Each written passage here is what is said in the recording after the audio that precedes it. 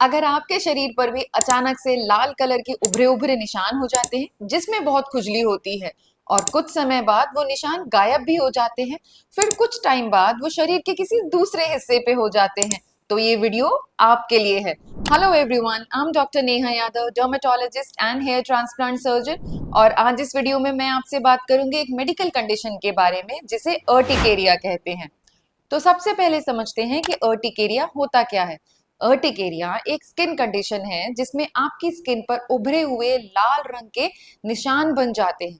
इन निशानों को हम साइंटिफिक लैंग्वेज में व्हील्स कहते हैं। इनमें काफी खुजली होती है। अब ये खुजली होती क्यों है? जब भी हमारी स्किन में किसी भी कंडीशन की वजह से मास्ट सेल नाम के एक सेल्स एक्टिवेट हो जाते हैं। ये सेल्स एक तरह की इम्यून सेल्स हैं। इन सेल्स में से हिस्टामीन नाम का एक केमिकल रिलीज होता है और जिसकी वजह से हमारे छोटे छोटे ब्लड वेसल्स में से जो फ्लूइड है वो लीक करके स्किन में आ जाता है और उसकी वजह से ये लाल लाल से पैचेस बन जाते हैं और उनमें खुजली भी होती है। ये जो अर्टिकेरिया है ये आम रैशेस से अलग कैसे होता है?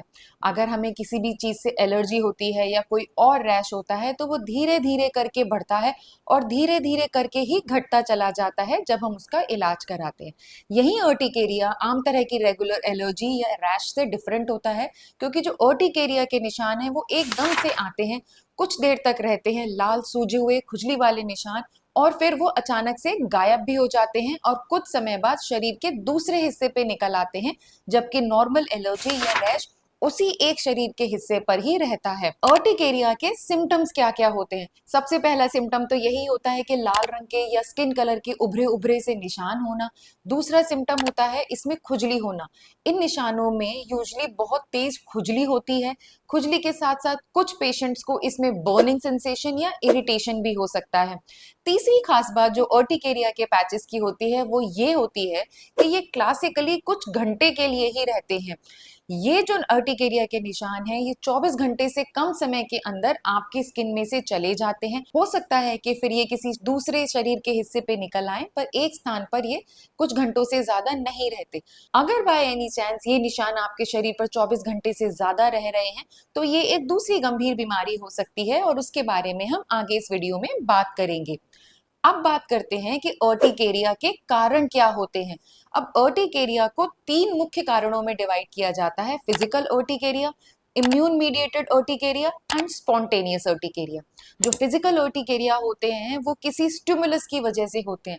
फिर वो आपकी फूड एलर्जीज हो सकती हैं, जैसे एग हो गया या पीनट हो गया या सी फूड हो गया। इसके अलावा कोलिनर्जिक अर्टिकेरिया जो हीट या स्वेटिंग की वजह से होता है। कोल्ड अर्टिकेरिया जो बहुत ठंडे एटमॉस्फेयर में खुद को एक्सपोज करने से होता है। या प्रेशर अर्टिकेरिया जो टाइट कपड़े पहनने की वजह से होता है। इसके साथ साथ और भी तरीके के फिजिकल अर्टिकेरियाज हो सकते हैं, जैसे किसी प्रकार का इन्फेक्शन हमारी बॉडी में होता है और उसके रिस्पॉन्स में हमारी बॉडी की इम्यूनिटी अर्टिकेरिया जैसे पैचेस बनाने लगती है। दूसरा होता है इम्यून मीडिएटेड अर्टिकेरिया। हमारी बॉडी का जो इम्यून सिस्टम है उसमें कुछ हेरफेर हो जाने की वजह से बॉडी में मास्ट सेल्स एक्टिवेट हो जाते हैं और वो अर्टिकेरिया जैसे पैचेस बनाने लगते हैं। अब जो इम्यून मीडिएटेड अर्टिकेरिया होते हैं उनका बाकी ऑटो इम्यून डिसऑर्डर्स के साथ में एक क्लोज रिलेशन होता है, जैसे आपका थायराइड हो गया या कोलेस्ट्रॉल, मेटाबॉलिक सिंड्रोम। उन लोगों में अर्टिकेरिया जैसी बीमारी या अर्टिकेरिया वालों में ये बीमारियां ज्यादा फ्रीक्वेंटली देखने को मिलती हैं। तीसरा होता है स्पॉन्टेनियस अर्टिकेरिया। स्पॉन्टेनियस अर्टिकेरिया वो जिसका हम कोई कारण समझ नहीं पाते और इसके लिए हमें बहुत देर तक खोजबीन आप ही के लाइफस्टाइल में या ब्लड टेस्ट के दौरान करनी पड़ती है। दूसरा, हम अर्टिकेरिया को उसकी ड्यूरेशन से भी डिवाइड कर सकते हैं, जैसा एक्यूट अर्टिकेरिया या क्रॉनिक अर्टिकेरिया। अगर कोई भी अर्टिकेरिया आपके 6 हफ्ते से कम ड्यूरेशन का है तो उसको एक्यूट अर्टिकेरिया कहते हैं। ये यूजुअली किसी फिजिकल स्टिमुलस की वजह से होता है। पर अगर अर्टिकेरिया आपको बार बार हो रहा है और उसकी ड्यूरेशन 6 हफ्ते से ज्यादा बढ़ के आ गई है तो उस कंडीशन में इसे क्रॉनिक अर्टिकेरिया कहते हैं और ये यूजुअली किसी फिजिकल या इम्यून मीडिएटेड सिम्टम्स की वजह से भी हो सकता है। अब बात करते हैं कि क्या अर्टिकेरिया एक डेंजरस बीमारी है। अर्टिकेरिया आपके लाइफस्टाइल को डिस्टर्ब करने वाली एक बीमारी है, पर ये यूजुअली डेंजरस नहीं हो सकती। पर कुछ ऐसी कंडीशन है जब ये डेंजरस भी हो सकती है। ऐसी क्या कंडीशन है? अगर आपके आंखों के आसपास बहुत ज्यादा सूजन आ गई है, आप आपके होठों पे सूजन आ जाए, आपकी जो जीभ या टंग है वो सूजन में आ जाए, आपको खाना गटकने में या सांस लेने में दिक्कत होने लगे, तो अर्टिकेरिया एक डेंजरस बीमारी भी बन सकती है। इसको एनाफिलैक्सिस कहते हैं और इस कंडीशन में तुरंत ट्रीटमेंट कराना बहुत जरूरी होता है। अब बात करते हैं कि अर्टिकेरिया को ट्रीट कैसे करना है।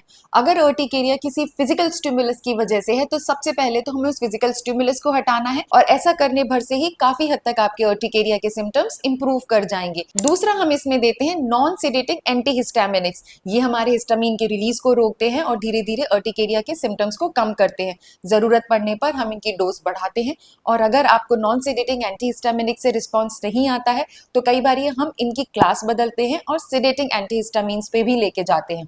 अगर उसके बावजूद भी आपका अर्टिकेरिया रिस्पॉन्ड नहीं करता है तो कई बार हमें short course of oral steroids भी देना पड़ता है, पर ध्यान रखें ये स्टेरॉइड का कोर्स हमेशा शॉर्ट होना चाहिए और डॉक्टर की सलाह से होना चाहिए। तीसरा, उसके बावजूद भी अगर अर्टिकेरिया बहुत ज्यादा सिवियर है, बहुत ज्यादा ट्रबलसम है, तो इसमें हम बायोलॉजिक्स भी देते हैं। The biologic which is most commonly given for chronic urticaria is omalizumab. Omalizumab हमारे आईजीई पर काम करता है और उसको कम करके हमारे अर्टिकेरिया के सिम्टम्स को इम्प्रूव करता है। चौथा, हम इसमें बहुत सारे डिजीज मॉडिफाइंग एजेंट्स भी देते हैं जिनको हम हमारे इम्यूनोमॉड्यूलेटर्स बोलते हैं, जैसे एजाथायोप्रिन, साइक्लोस्पोरिन और मीथोट्रेक्सेट।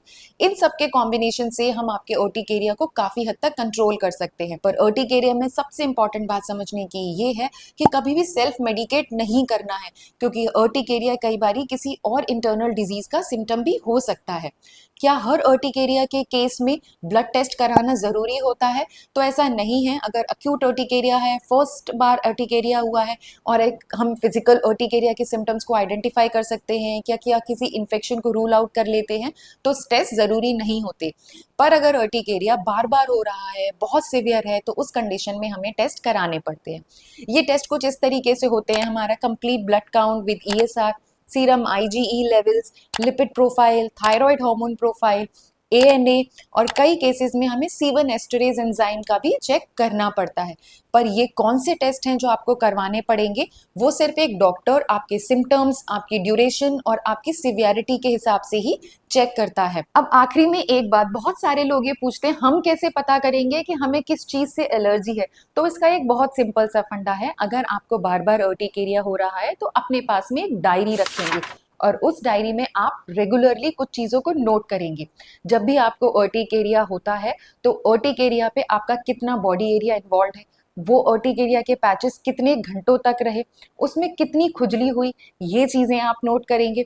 उसके साथ साथ आप नोट करेंगे कि अर्टिकेरिया होने से कुछ टाइम पहले या एक दिन पहले तक आपने कौन सी ऐसी डिफरेंट एक्टिविटी करी थी जो आपकी रूटीन एक्टिविटीज से डिफरेंट है। तो वो आपको ये बात का एक हिंट देता है कि क्या स्टिमुलेंट है जो कि आपके अर्टिकेरिया को प्रमोट कर रहा है। इसके साथ साथ कुछ सिंपल प्रिवेंशन टिप्स हैं कि अपने स्ट्रेस को मैनेज करें, एकदम एक्सट्रीम टेम्परेचर शिफ्ट्स को अवॉइड करें, लूज फिटिंग कॉटन क्लोथ्स पहने ताकि जो भी फिजिकल स्टिमुलेंट हैं अर्टिकेरिया के उन्हें आप अवॉइड कर सकें। अगर आप या आपका कोई अपना अर्टिकेरिया ऐसी किसी प्रॉब्लम से परेशान है तो उसके साथ में ये वीडियो जरूर शेयर करें। अगर आपके कोई सवाल है तो आप स्क्रीन पे दिए हुए नंबर पे मुझसे पूछ सकते हैं या कमेंट सेक्शन में कोई कमेंट छोड़ सकते हैं। अगर आपको ये वीडियो पसंद आया है तो इस वीडियो को लाइक करें, मेरे चैनल को सब्सक्राइब करें और बेल आइकन को प्रेस करना ना भूलें। Thank you so much.